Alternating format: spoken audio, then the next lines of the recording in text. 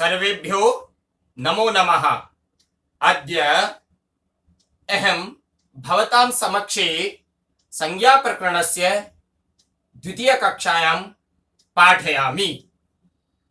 छात्रों, कल हमने संज्ञा प्रकरण के अंतर्गत सर्वप्रथम मंगलाचरण का अध्ययन किया था। उसके पश्चात व्याकरण शास्त्र के जो नींव के पत्थर हैं माहेश्वर सूत्र, उनका अध्ययन किया।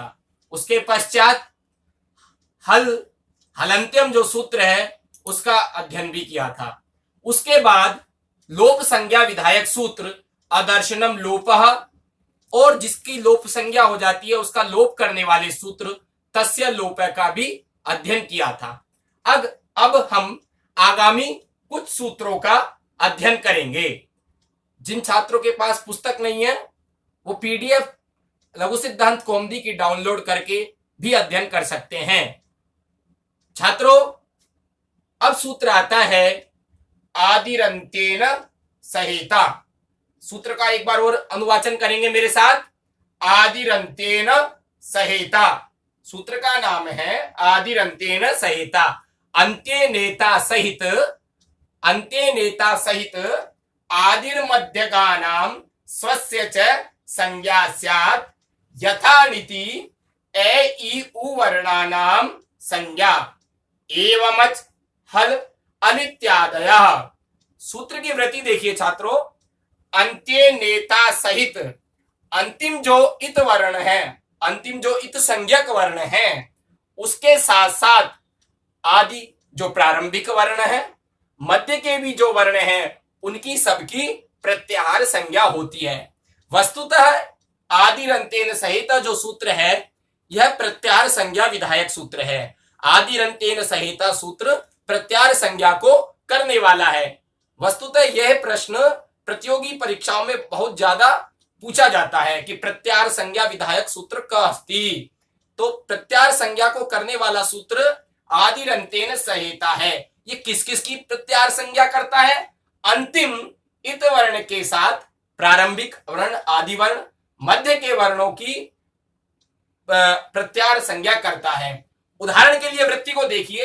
यथा नीति ए ई उ वर्णानाम संज्ञा। जैसे अब आपको मैं लिख करके बता देता हूं। जैसे अण प्रत्याहार है ए ई उ ण।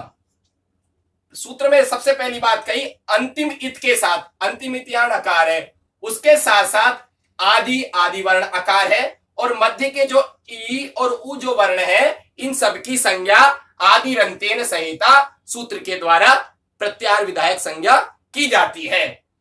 इसी प्रकार यह हमको समझा रहे हैं एवं अच। इसी प्रकार अच प्रत्याहार का जब हम ज्ञान करेंगे तो उसमें भी उसकी प्रत्याहार विधायक संज्ञा हो जाएगी। अच में अच में जो चकार तो इत संज्ञक है ही, उसके साथ साथ आदि जो वर्ण है ए, और मध्य के जो वर्ण ए ई उ री री ए ओ आई औ, इन सब की भी प्रत्याहार विधायक संज्ञा हो जाती है। इसी प्रकार जब हम अल प्रत्याहार की बात करेंगे, अल इत्यादय, अली इत्यादि में, अल इत्यादि में भी इसी प्रकार अल से अभिप्राय संपूर्ण जो चतुर्दश माहेश्वर सूत्र है इसी के अंतर्गत समाहित हो जाते हैं। अल प्रत्याहार आई उण के ऐसे लेकर के हल्के लकार पर्यंत जितने भी वर्ण हैं वो सब इसके अंतर्गत समाहित हो जाते हैं। उसी प्रकार अली इत्यादि में वस्तुतः यह सूत्र प्रत्याहार विधायक संज्ञा सूत्र है। छात्रों, प्रत्याहारों का ज्ञान संस्कृत भाषा की व्याकरण के लिए परम आवश्यक है। चूंकि प्रत्याहारों के माध्यम से संक्षेप में बात कही जाती है। जैसे अच कहने से स्वरों का ज्ञान हो जाता है, और हल कहने से व्यंजनों का ज्ञान हो जाता है।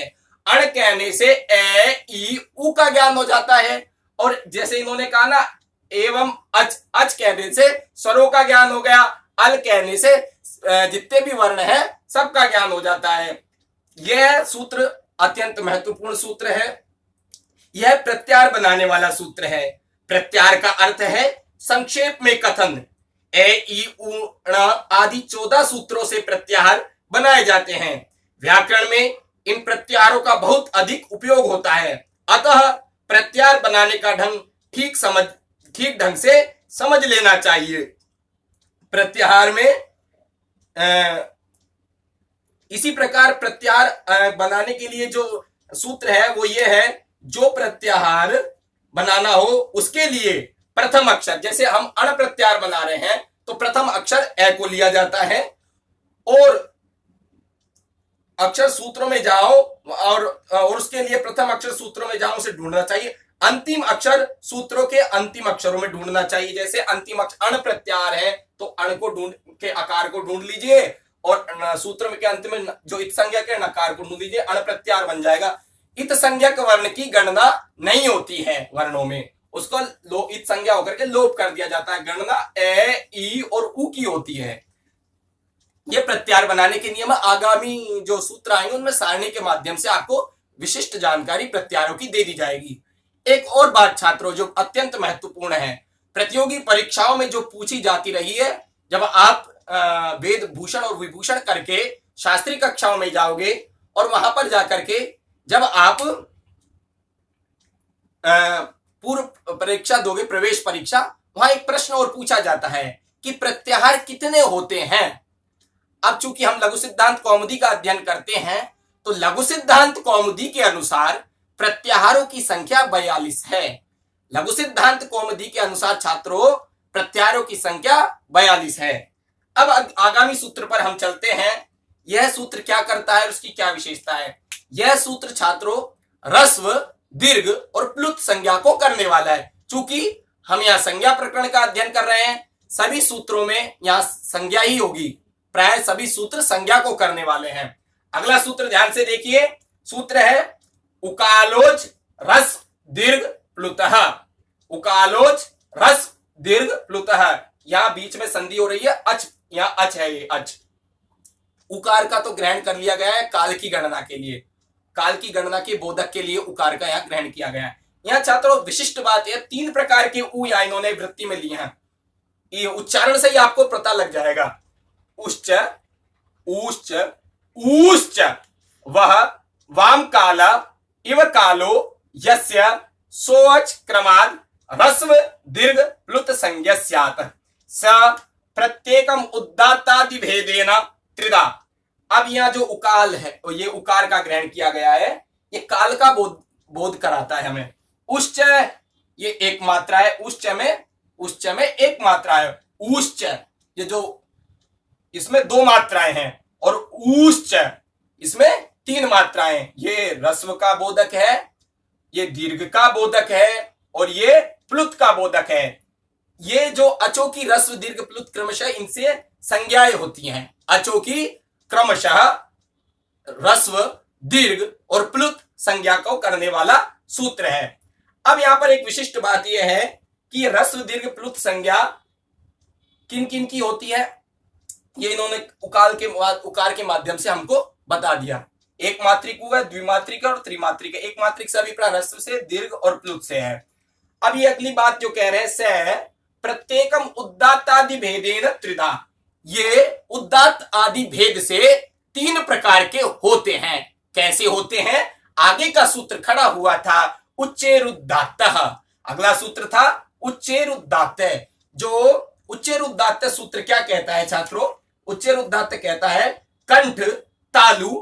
उच्चेरुदात्त क्या कहता है, इसकी वृत्ति अलग से नहीं है, देखिएगा।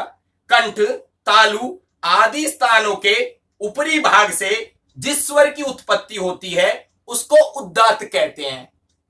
क्या कहते हैं, कंठ तालु आदि स्थानों के ऊपरी भाग से जिस स्वर की उत्पत्ति होती है उसको उदात्त कहते हैं। कंठ तालु आदि के भी 2 भाग होते हैं। कंठ तालु आदि के भी 2 भाग होते हैं। क्या क्या होते हैं, एक ऊपरी भाग और दूसरा नीचे का भाग। ऊपरी भाग से उत्पन्न स्वर उदात्त कहलाता है। और अगला सूत्र क्या कह रहे हैं, नीचेर अनुदात्त है। जो कंठ और तालु के नीचे के भाग से उच्चारित स्वर होता है, जो ध्वनि उच्चारित होती है, उसको अनुदात्त कहते हैं। अब उदात्त पता चल गया हमें, अनुदात्त पता चल गया। अगला सूत्र आता है समाहार स्वरितः। समाहार स्वरित, एक बार सब अनुवाचन करेंगे। उच्चेरुदात्तः नीचेरनुदात्तः समाहार स्वरितः। समाहार स्वरित क्या कहता है, उदात्त और अनुदात्त वर्णों के धर्मों का जिस वर्ण में मेल हो वह स्वरित कहलाता है। अभिप्राय यहां समझिए, तालु, कंठ और तालु आदि स्थानों के मध्य भाग में जिस स्वर की उत्पत्ति होती है उसे स्वरित कहते हैं। यह बीच की चीज स्थिति है। स्वरित है वो मध्य की स्थिति है, न तो अधिक ऊपर है कंठ और तालु की तरह, न अधिक नीचे। मध्य की जो स्थिति है वो स्वरित कहलाती है। उच्चेर उदात्त, नीचेर अनुदात्त और समार स्वरिता, ये इनकी ह्रस्व दीर्घ प्लुत की संज्ञा। ये प्रत्येकम उदात्त आदि भेदेन त्रिधा, इन्होंने जो बताया ये उदात्त इत्यादि भेद से 3 प्रकार के होते हैं। अब इसकी वृत्ति देखिए समाहार स्वरित की, ये क्या कहना चाह रहे हैं। से नवविधो अपि प्रत्येक अनुनासिकत्वाभ्याम द्विधा, ये 9 प्रकार के हो गए। 9 प्रकार के किस तरह से हो गए हम आप चर्चा करेंगे। उसमें भी अनुनासिक और अननुनासिक के भेद से ये 2 भागों में बट गए।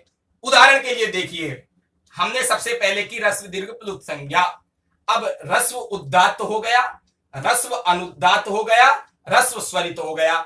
ये हो गए 9।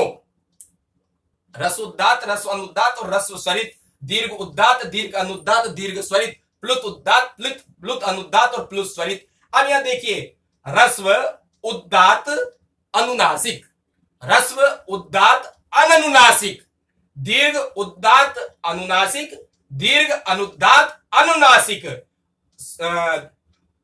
प्लुत उदात्त अनुनासिक, प्लुत अनुदात्त अनुनासिक। इसी प्रकार से प्लुत स्वरित अनुनासिक और प्लुत स्वरित अनुनासिक। इस प्रकरण को आगामी कक्षा में, कल ही की कक्षा में जो अगला सूत्र आएगा, मुख नासिका वचन अनुनासिक, इस सूत्र में सारणी के माध्यम से मैं आप लोगों को समझा दूंगा। चूंकि ये वर्ण है, इसमें वर्णों का एक एक ध्यान रखना आवश्यक है। अब आपने आज एक बार फिर आवर्ती कर लीजिए। हमने जो 5 सूत्र पढ़े हैं, आदिर अंतेन सहिता, अंतिम इत संज्ञक वर्ण के साथ प्रारंभिक वर्ण, आदि का वर्ण और मध्य के वर्णों की प्रत्यार संज्ञा करता है। प्रत्यार विधायक संज्ञा सूत्र है आदिर अंतेन सहिता। जैसे उदाहरण के लिए उन्होंने अण सूत्र को लिया, अच को लिया, हल को लिया, अल को लिया। हल सूत्र में सभी व्यंजन आ जाते हैं। अगला सूत्र था उकालोज ह्रस्व दीर्घ प्लुत है। उकाल यहाँ काल का वाचक है, एक मात्रिक, द्विमात्रिक और त्रिमात्रिक ह्रस्व दीर्घ और प्लुत का वाचक है। इनकी क्रमशः ह्रस्व दीर्घ प्लुत संज्ञा हो जाती है। ह्रस्व दीर्घ और प्लुत संज्ञा को करने वाला सूत्र है उकालोच ह्रस्व दीर्घ प्लुत, यह क्रमशः करता है। और ये उदात्त आदि भेद से भी इनकी 3 संज्ञाएं होती हैं। कौन कौन सी? उच्चेर उदात्त, नीचेर अनुदात्त, समाहार स्वरित है।